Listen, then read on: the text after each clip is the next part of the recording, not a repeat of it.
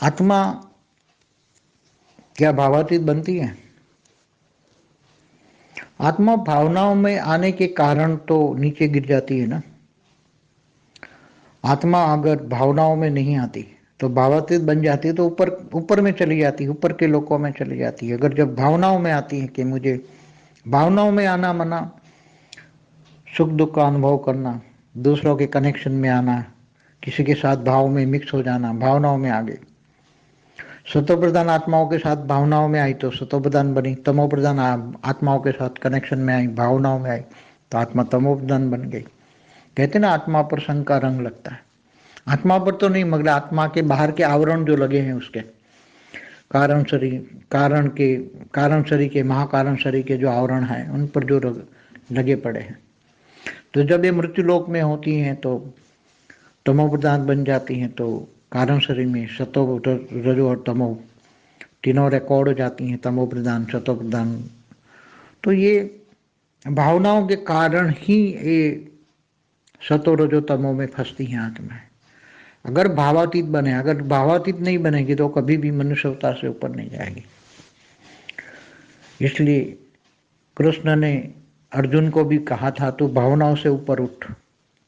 गीता में भी कहा है भावातीत बनो, कर्मातीत बनना है तो भावातीत बनो, और भावातीत बनोगे तो ही गुणातीत बनोगे, गुणातीत बनोगे तो कर्मातीत बनोगे। ये सब एक दूसरे की को रिलेशन है, एक दूसरे पर डिपेंडेंट है। इसलिए भावनाओं में नहीं आना है। इसलिए क्या बोला ज्ञानियों को, बेहद के ज्ञानियों को बोला है देखते हुए ना देखो, सुनते हुए ना सुनो, वाणी से परे, आवाज से परे रहो।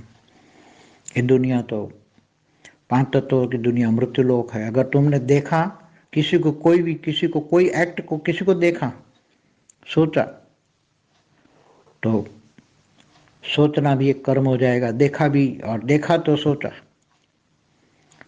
तुम्हारी मन में किसी की देखा तो फोटो लगा, उसके बारे में सोचने लग जाओगे। सोचने से आत्मा की एनर्जी जाती है और कर्म बंधन में सोचने मात्र से, कर्म माना सोचना, मन वचन कर्म से आत्मा फंस जाती है। क्योंकि जो सोचती हैं, जो देखती हैं वही सोचती है। इसलिए देखते हुए ना देखो, भावनाओं से परे जाना मना, देखते हुए ना देखो, सुनते हुए ना सुनो, वाणी से परे।